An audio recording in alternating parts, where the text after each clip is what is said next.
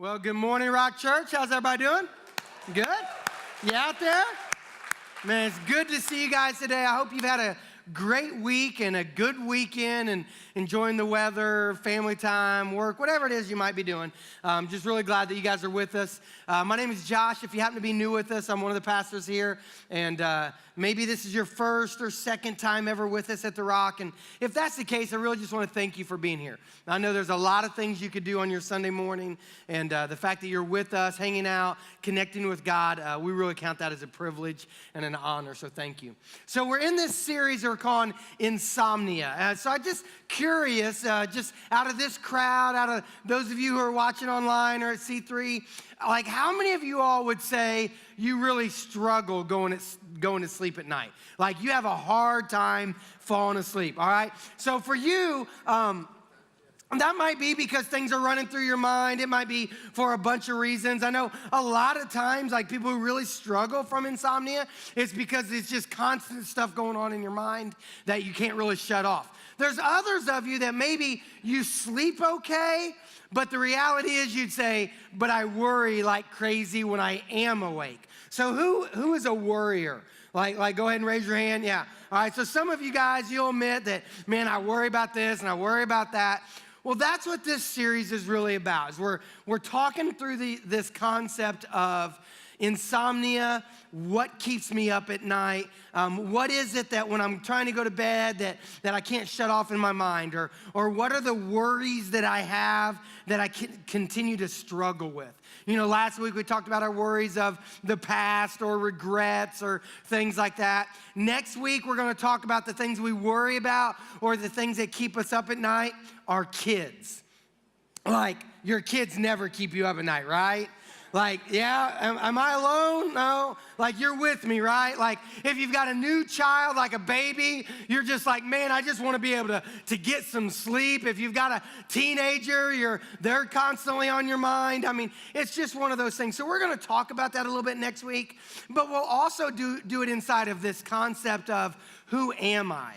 Like, if you are a parent, are you only just a parent, or are you something more than that? Or maybe you've struggled having kids and you've wrestled with that question of like, who am I? Because I'm barren, I'm not able to have the kids that I desire. And so we're really gonna deal with that next week and the anxiety that comes with kids or the lack of kids.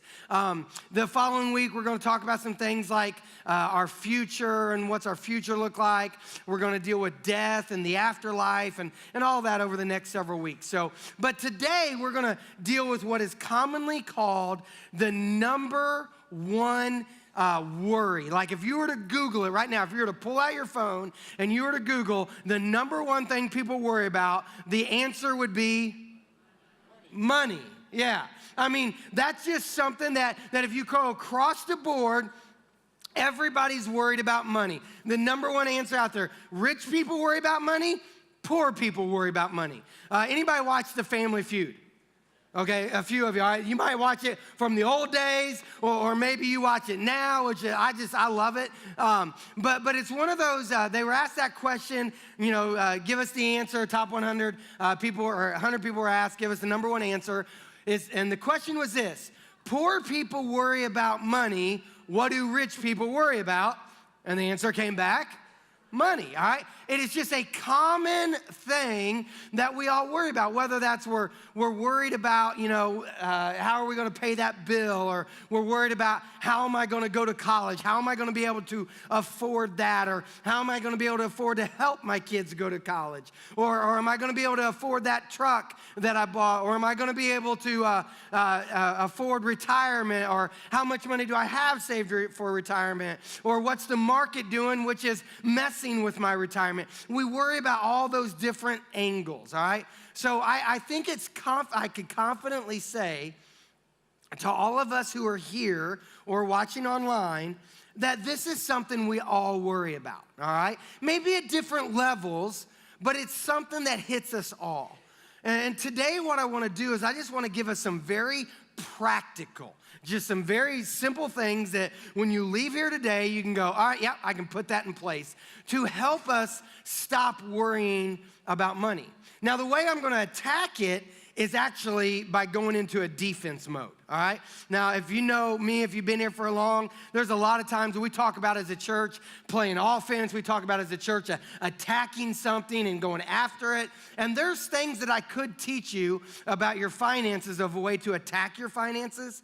But this morning, I want to hit it from a different angle. I want to say, no, rather than attack it, let's step back and let's play defense. Let's put our guard up. And the reason I talk about this idea of putting your guard up is the scripture we're going to study this morning is from Matthew chapter 6. And in it, Jesus identifies 3 things in our life that keep us, that cause us to struggle with finances. And he gives us 3 simple ways of, if you just do this, it would change, all right? So I want to follow his teachings, and his teachings really talk about this concept of putting your guard up, all right? Now for me, this is a new concept, and when I say putting your guard up, I'm really talking in this boxing world, like this idea of putting your guard up. And I've never boxed. I've never, like had to defend myself like that. So in preparation for this message, I did something that I'd never done before. I actually stepped into a ring with some guys. And that was scary in itself. One, I eat lunch with the same couple guys every Thursday, and they both like to train and box. So I sent them a text the week before. I said, hey, is there any way next Thursday, instead of us eating lunch, that we could get in the ring and box? And very quickly, I got a reply, oh, yeah. And I was like, that was a little too quick. You know what I mean? Like you just waiting to, beat up your preacher today or something, you know what I mean? And so I was like, all right, that'd be good. It'll help me with my message. And so I kind of forgot about it. Well, last Thursday, I was in my office and I was, working through the message, getting ready for Thursday night service. And I knew that day we were going to go to the ring. And all of a sudden, I got a text early in the morning. It said, hey, do you have a mouthpiece? And I immediately started thinking, oh, this is for real. You know what I mean? Like, this isn't like just kind of play around. Like, wait, I got to preach in a few hours. Like, I need my teeth. You know what I mean? Like I'm a little concerned. And I was like, no. And he's like, all right, don't worry, I got one. Well, then that made it worse because if you know about me, I don't like germs. I'm thinking, ain't no way, man. But he sent me a reply. I got a brand new one. I'll let you use it. So I show up at the ring around lunchtime, and I walk in there, and these guys are already, one of them's in the ring, one of them's over hitting the speed bag, and I'm like, all right, man, I'm feeling a little manly today, you know what I mean? And I put on some gloves, and I hop up in this octagon, and I never had done that. I mean, it was just cool just being in there, you know what I mean? And my buddy, he's over there working with the trainer, and, he just says, just watch and try to visualize what's going on. So I'm watching. I'm like, all right, yes, this makes sense. And then, he steps out of the way, and the trainer says, all right, let's go. What do you want to learn today? I said, well, I really want to know what it means to put up your guard, to kind of defend myself, like if somebody was trying to hit me, like if my wife's trying to hit me, how do I, defend myself? And he goes, all right, I'll teach you what it means to guard. He says, first thing you got to do is you got to put your gloves right on your chin. He said, just put them up on your chin. He said, just get there, because what you've got to be able to do is protect your chin to your eyes. He goes, you don't really worry about your forehead or anything, because I'm thinking, well, I don't want them to hit me in your head. He goes, no, that'll hurt them if they hit you there. You worry about this, because they hit you there, you done. If they hit you here, you in trouble. You know what I mean? So he says, put your gloves right up to your chin. And I'm like, all right. And I can protect my face that way. And he goes, now, and I had my elbows like flying saucers. You know what I mean? He goes, no, you got to get them elbows in tight. He said, tuck those elbows in, because with your elbows, you're going to protect your ribs. You're going to protect your middle section. He said, if you'll just keep your gloves on your chin, your elbows in, you're going to be able to protect everything that they can hurt. I was like, all right. So I did that, and then he started doing some stuff, and he had those mitts on, and I'm kind of there, and he's like, all right, do this, and he kind of hit me, and I kind of, block it a little bit and do some stuff. I'm getting the hang of it, and he's like, all right, go ahead and jab. So I jab. I'm like, all right, yeah, I got this, He goes, all right, good. He goes, all right, hop in the ring, you know what I mean? He calls for my buddy to jump in with me, you know what I mean? And I was like, oh, so we going live now? He goes, oh, yeah, you're going to go live. He goes, that's the only way you're really going to learn. I'm like, all right. And one of my buddies, he starts in and we start sparring, bell rings, and I'm just sitting there, I'm going, all right, this is nervous, you know what I mean? And like, I'm just not used to it, you know what I mean? And I'm trying to block, but then I'm like getting it, I'm like, I got this, and I'm dancing around. I think I got to go, I'm like, I think I can hit him. And immediately I do this, and as soon as I go to hit him, bam, you know what I mean? Tagged me right in the nose. Like the minute I let my guard loose, hit me right in the nose. Now, fortunately, he's a good friend, so he just pat me twice, you know what I mean? He's like, bam, bam, real quick, nothing too hard. But I was like, dude, you could have killed me. He goes, yep. And this is what I learned. I learned two real crucial things. I learned a bunch that day, but two critical things for this message. The first is it's hard enough just keeping your guard up. You dance around in that ring for 3 minutes, your arms get tired, you get a little lazy, and it's easy to let your guard down. And I think in our Christian walk, many times we think, I got my guard up, but our guard's really down here. I got my hands up, no, it's your elbows out, hands are down, and you're really wide open to Satan's attacks. So let's work on how do I actually be on guard. The other thing I learned was this. It's hard enough to be on guard, but the minute I went into attack mode and I went like this, then I got hit because my guard was open. So here's what I want to challenge us with today, especially in this world of finances, and it'll really hit a lot of these other areas of worry, is rather than us attacking it, today, let's just talk about defense. Let's just talk about being on our guard. And if we will be on our guard, we can let God do the fighting. And that's where we want to go today. Let's be on our guard and let's let God be God. And that's what we're going to see in Matthew chapter 6. We're going to see 3 different areas that Jesus says, put your guard up here. He says, put your guard up right there, right over your heart, put your guard up. He says, put your guard up over your eyes. You got to protect your eyes. You got to guard your eyes. And then he says, you got to guard your thoughts. All right? If you have a Bible, you can go there, Matthew 6. If not, it'll be on the screen, and I'll read from there. And we'll just take this kind of section by section. And this is it's part of what's called the Sermon on the Mount, one of Jesus' most famous sermons. It says this in verse 19. Don't store up treasures here on earth where moths eat them and rust destroys them and where thieves break in and steal. Store your treasures in heaven where moths and rust cannot destroy and thieves do not break in and steal. Wherever your treasure is, there the desires of your heart will also be. Read that verse one more time. Wherever your treasure is, there the desires of your heart will also be. It is easy for whatever we are sticking into our heart, whatever is most important in our heart, for that to be our treasure. And there's a difference between good treasure and bad treasure. There's a certain kind of treasure that will not last the test of time. There's treasure that won't make it on once we die. But then there's another kind of treasure that will last of all eternity. Now, there's oftentimes things we'll treasure here on earth that just won't last, and we just need to recognize it. We just need to confess it. We need to admit it, that there's a lot of things here on earth that won't last, but things that we treasure.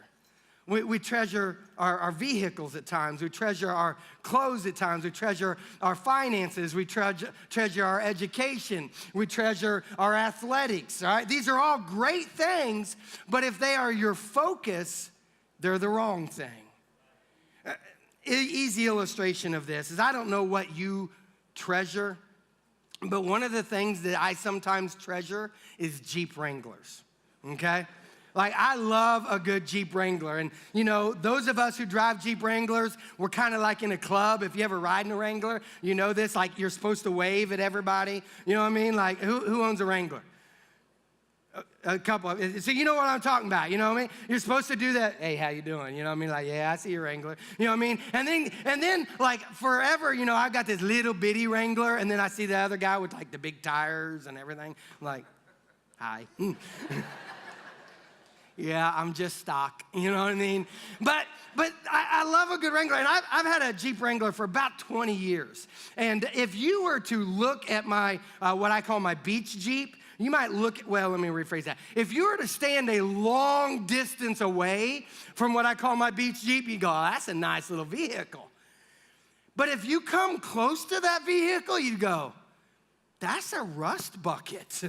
You know what I mean? Like literally, it is rusted. I went to one of my buddies who paints cars. I said, hey, what do you think about painting this? And he goes, no, it ain't gonna work. You know, because there was so much rust on it, and you get underneath and it's just covered with rust. If you go to the driver's side to the floorboard, you can go all the way through to the ground. I mean, you could Fred Flintstone it if you really wanted to. You know what I'm saying? I've had to, get a welded piece of metal in on it, all right?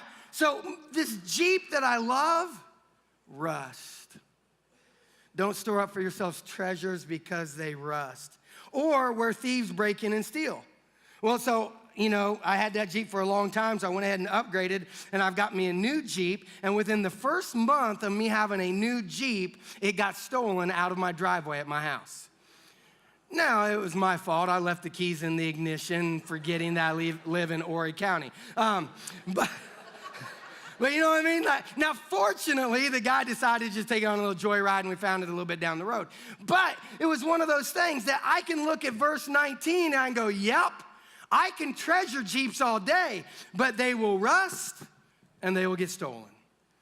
What is it that you're treasuring that is of this earth that will not last, that will either rust away or get taken away? Things of this earth don't last. Back in ancient history, if you remember the story of the Egyptians and the Pharaoh, when the Pharaoh would die, when they would bury them in their tomb, they would take all of their wealth and stick it in with them, thinking they need this for the afterlife. But if you go back to that tomb, all you see is all their wealth still in the tomb. Because you can't take it. Things of this earth, they stay here, they waste away, they get taken away. But there are things of heaven that last forever. What is it that lasts forever?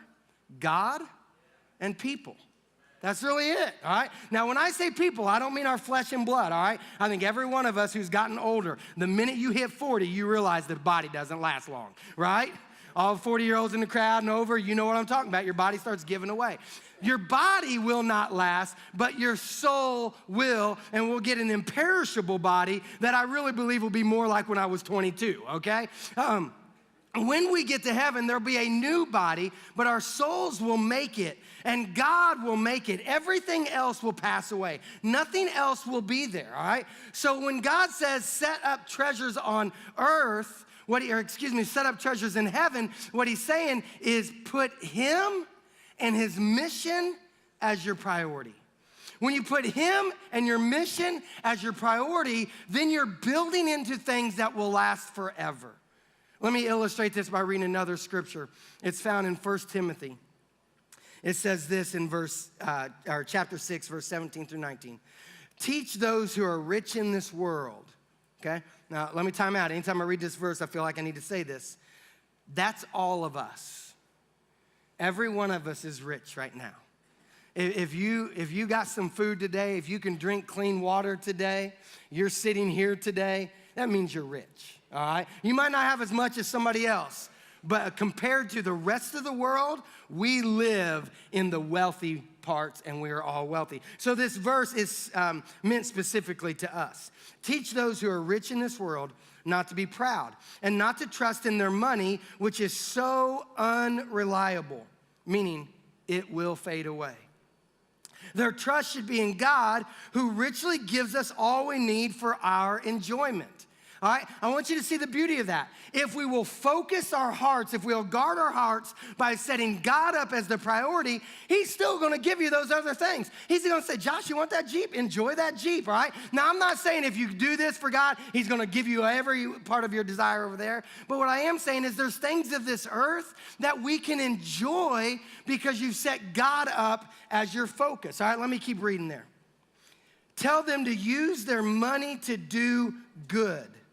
They should be rich in good works and generous to those in need, always being ready to share with others. By doing this, they will be storing up their treasures as a good foundation for the future, so that they may experience true life. You might say, well, how in the world do I store up treasures in heaven? If you're saying what lasts is God and the souls of people, how do I invest in heaven? Well, it says right here, trust God with your finances, and use your finances to help those in need. Because by doing so, what you're doing is you're loving God and you're loving people. You're investing in the future. You're investing in eternity.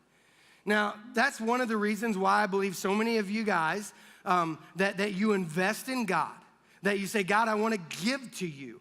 And I know that the majority of you who give at the church, some of you might give via buckets or boxes, but a lot of you give online. And what you've said is, I'm going to set this up. I'm going to honor the Lord in my giving because I want to set him first in my life.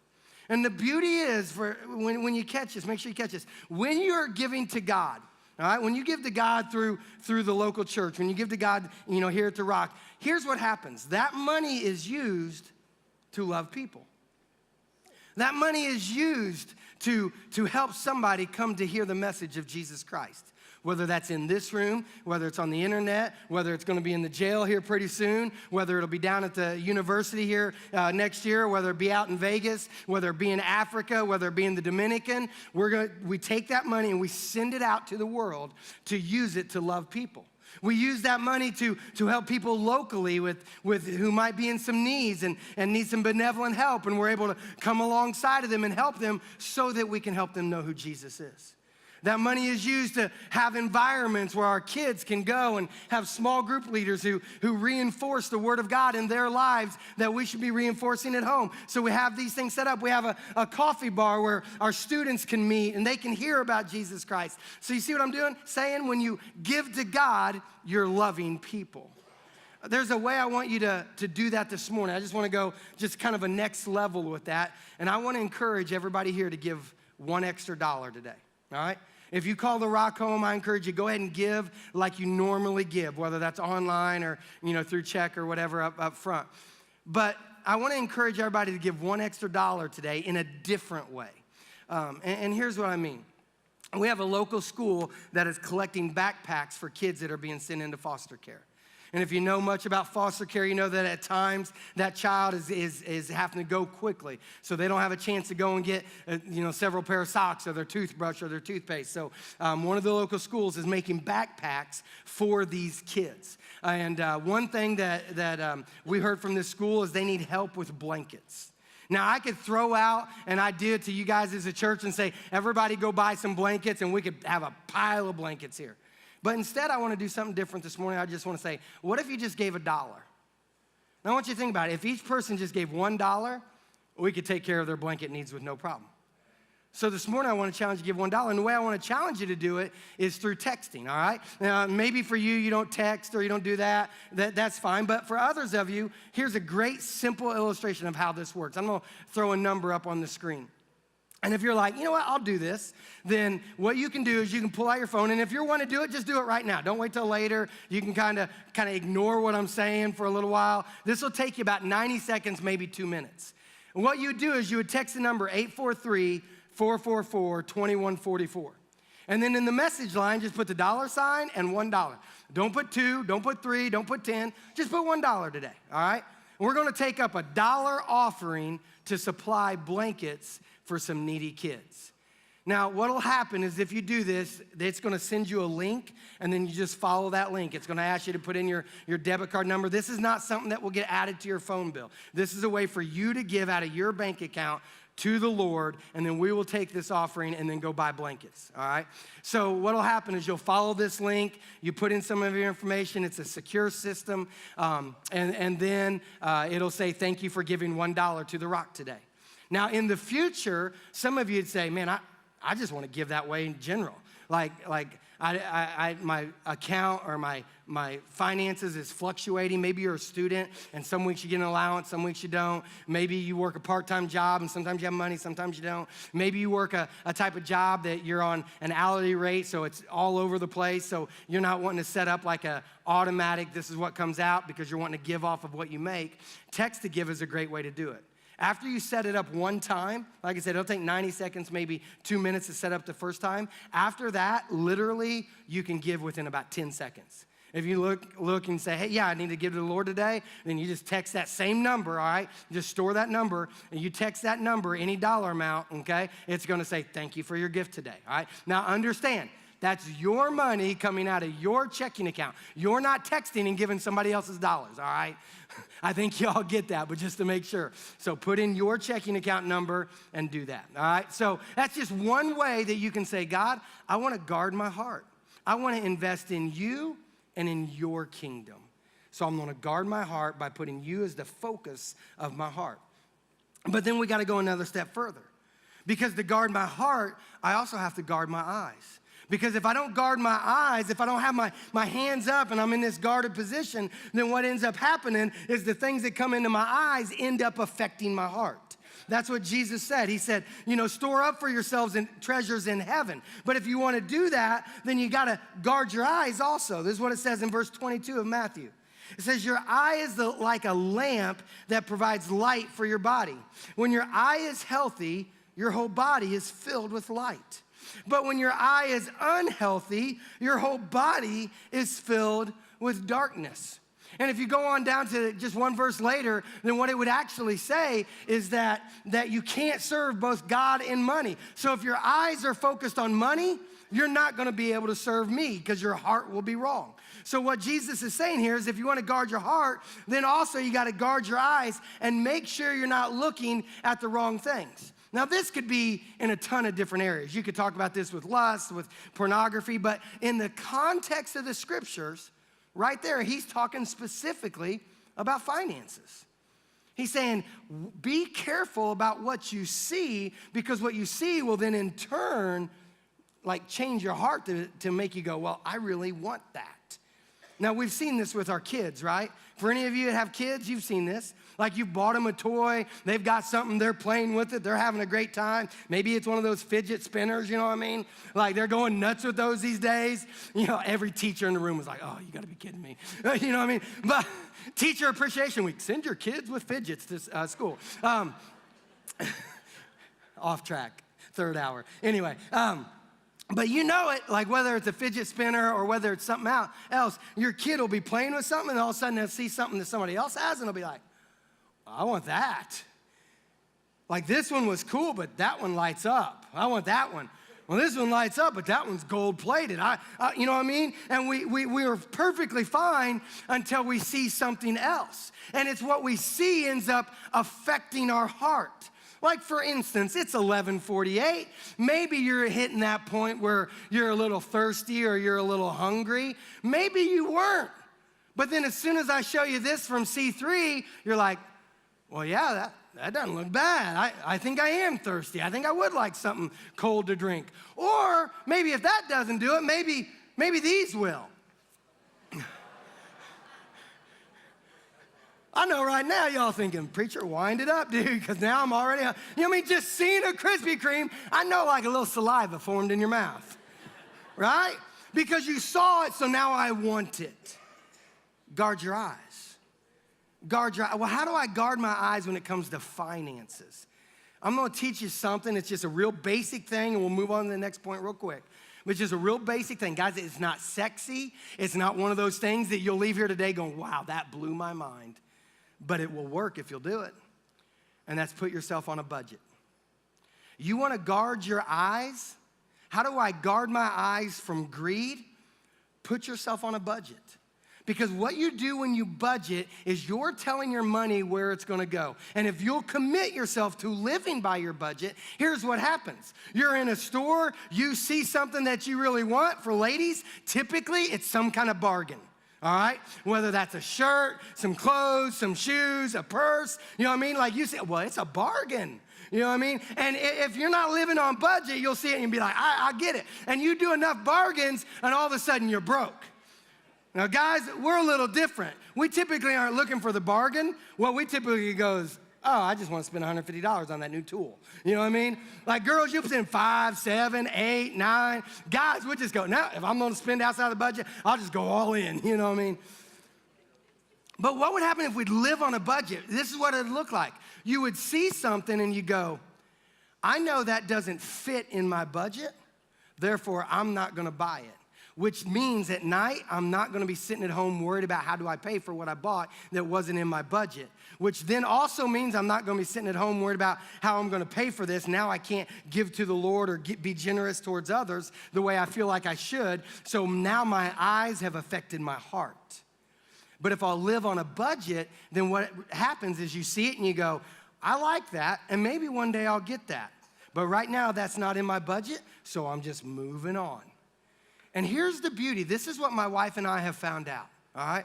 As we live on a budget, that we set aside a certain amount of money for different categories, whether that's, giving to the Lord, entertainment, going to sporting events, groceries, restaurants, whatever, all right?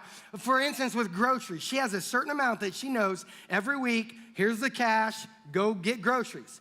And every week while she's getting groceries, if I'm with her, then I know there's gonna be a times I'll be like, hey, how about we get those Little Debbie? She's like, not on my list. And this is why it's not on her list, because she's like, well, we don't need that. And if I don't buy it, that means I got cash left over. And she knows cash that she has left over, she gets to keep. You know what I'm saying? So she's gonna be real finicky with her budget. That way at the end of the month, she's like, look how much cash I got. Now I look at her and I go, now our anniversary's coming up this week, baby, and you got money. So why don't you spend it on your honey? You know what I mean? But what it's done, it's allowed us every pay period, every month, however you set up your budgets, to have some left over. And then you can tuck that away in savings. You can use that to give to people. You can use it for that thing that you went, I want that, but right now it doesn't fit in my budget, so I'm just gonna save. So now it's not greed, I gotta have. No, now it's, I'll save, and if it's the right thing to get when it's the right time, then I'll get it. And that's just one simple way to protect your eyes. Because see, if I wanna guard my heart, I've gotta guard my eyes. But I gotta go one step further. If I wanna guard my heart, I gotta guard my eyes, but if I wanna guard my eyes, I also have to guard my thoughts. I gotta guard my thoughts. Look at this last part of this verse from Matthew chapter 6. It says this in verse 25. That is why I tell you not to worry about everyday life, whether you have enough food and drink or enough clothes to wear. Isn't life more than food and your body more than clothing? Look at the birds. They don't plant or harvest or store food in barns, for your heavenly Father feeds them, and aren't you far more valuable to him than they are? Listen, aren't you more valuable than they are? You are more valuable than the birds that have plenty of food, than the flowers that grow, than any other animal out there. I want you to think about it for a second. There are cats that have 9 lives. They don't ever die. They get taken care of. I promise you, you are way more valuable than a cat. God absolutely adores you. Verse 27, can all your worries add a single moment to your life? No, keep reading. Verse 31, so don't worry about these things, saying, what will we eat, or what will we drink, or what will we wear? These things dominate the thoughts of unbelievers. Another way for me to say that is, they dominate the thoughts of those who do not yet have faith in God. But your heavenly Father already knows all of your needs. So seek the kingdom of God above all else, and live righteously, and he will give you everything you need. Guys, in those last 2 verses, I want to camp out there for just a second. That he will give you everything you need. He will take care of you because you are more valuable than anything else. So seek him. And you might be sitting here this morning going, well, man, I don't trust him yet. Yeah, I am an unbeliever. Yeah, I'm somebody who hasn't put faith in God. Maybe I'm here, maybe I'm investigating Jesus, but I don't really know who he is, and I don't know if I can trust him. So you're right. I worry about my money. I worry about my life. I worry about my provisions. Or maybe you do have faith in God, but you struggle with this. So in essence, you act like somebody who's saying, I can't trust God with my finances or my resources. And what I want to challenge you to do this morning is I want to challenge you to go to another level and start walking that out and saying, okay, well, if I don't trust you yet, how can I get there? And Jesus gave us the illustration of how to get there, seeking. Jesus said, you want You want to get there? You want to put your faith in God? Well, then you got to seek him. You just have to start seeking him first. Because if you'll seek him, he will take care of your needs. A great illustration of this is from a guy back in the early parts of the Bible. It's from the book of Judges, the 6th chapter and the 7th chapter. It's a guy named Gideon. Now, Gideon was just a kind of a normal dude, an average Joe. He followed God. He was living for God, but he was just kind of working the land, just trying to get by in life. And what had gone on in the Israelite world at that point is there was a group of people who had come and kind of surrounded the Israelites, and they were coming in and robbing them of their food, stripping them of their land, taking all of their resources, so that the Israelites are having to work harder to try to harvest food. But as soon as they do so, these Midianites would come in and steal more of their food, so now they're kind of hiding and trying to figure out a way to survive.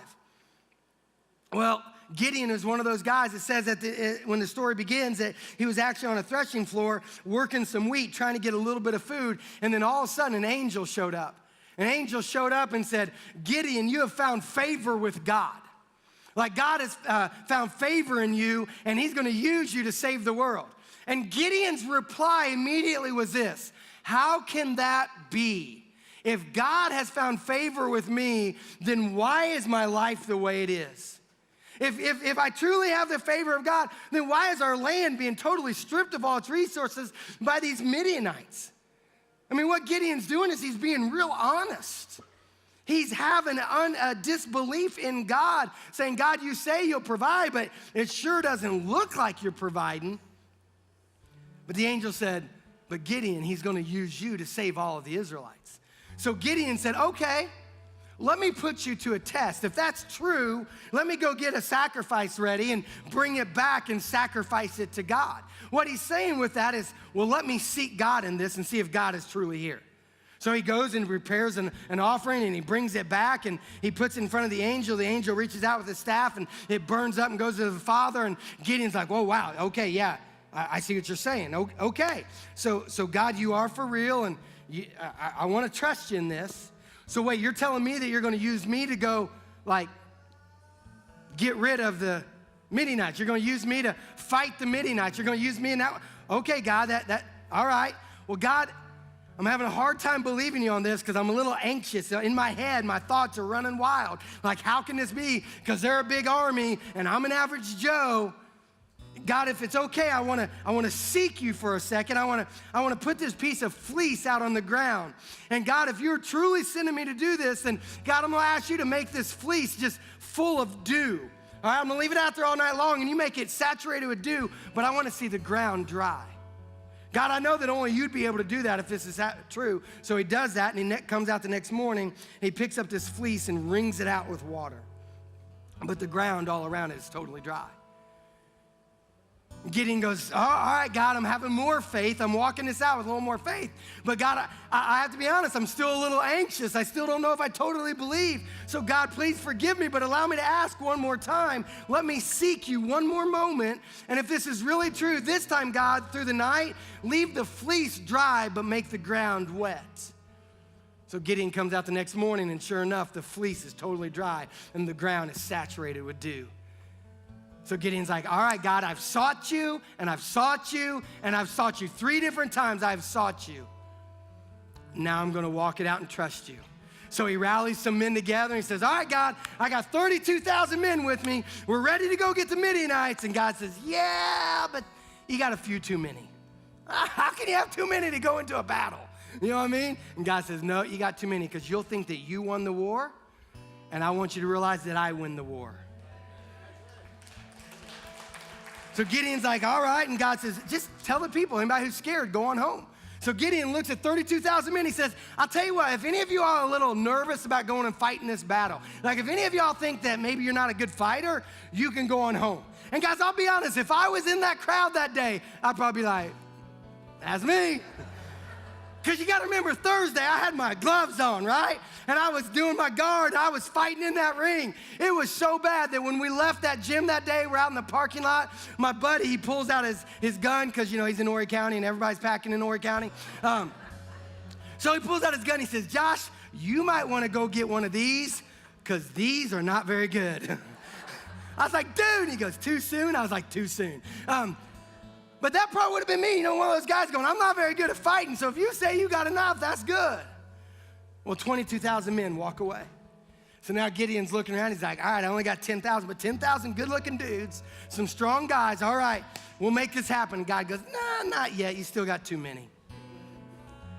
Have the men go get a drink of water, and if they bend down and lap up the water like a dog, send them to one side, and for those who bring the water to their face with their hands, send them to the other side. 300 men drank like this, and he said, that's your guys. And I can imagine Gideon at that point going, you gotta be nuts. I went from 32,000 down to 300, but wait, I sought the Lord, I sought the Lord, I sought the Lord, and he said he would do it. So God, since I sought you, because I was seeking you, I've now learned to walk it out. So with those 300 men, Gideon went into battle. He told those 300 men, when I blow my trumpet, when I blow my horn, you blow your horns as well and raise your lanterns. So these Israelites surrounded the Midianites in the dark of the night. And then at a certain time, they blew their horn. All of them blew their horns. They all held their lanterns up. And immediately, the Midianites started fighting one another. The Israelites never lifted a sword. For that battle right there, they never lifted a sword. They didn't have to fight. All they had to do is stand guard and let God do the fighting. And here's what I want to say with that. Jesus says, guard your thoughts. You don't need to worry because I know what you need. I will take care of you. So guard your thoughts and guard your eyes and guard your heart and let me be God and do the fighting for you. And this is what this Bible tells me. If I look all the way through it, I don't see any time that God ever lost a fight that he led. Even the crucifixion. You think, well, but Jesus died on the cross. It looks like he lost that one. No, because God knew 3 days later he'd be coming from the dead. And he would defeat death. He would defeat Satan. He would defeat hell. And he would have a victory. So God can have a victory in your life. And whether that's in your marriage, whether that's in your anxiety, whether that's with your kids, whether that's with your job, or whether that's with your finances, let God do your fighting. You stand guard by putting Jesus in your heart, in your eyes, and in your thoughts. Why don't you stand up with me? We're going to go into a time of response. And during this time, if you feel like you want to come up and take communion and just spend some time seeking the Lord, I invite you to do that. If you want to go to the prayer corner and just spend some time on your knees seeking God, then do so. If you need to say, God, I need you to guard my heart. I've been, focused on the wrong things. God, I need you to guard my eyes and get greed out of my sight. God, I need you to guard my thoughts and get my worry out and let me trust you. Then you do that. Or maybe you're here this morning and you've never put faith in God. Maybe you've been walking in a life of no belief. Today can be the day that changes everything. You can seek the Lord today. I know there's gonna be a couple people who are getting baptized today. They're saying, man, I wanna seek God. Maybe that's you. If you wanna talk to somebody about that, I encourage you to step to the Connect corner right now. Guys, let's not think that the service is over, the sermon's done, and now we're just getting ready to leave. No, I want us to take the next 10 minutes and truly seek the Lord in this time of response. Why don't you pray with me real quick? Jesus, I thank you. And right now, Jesus, we seek you because we know you are the thing that matters and you are the thing that lasts. So Jesus, move in this room as we respond to the things we've discovered. In your name, amen.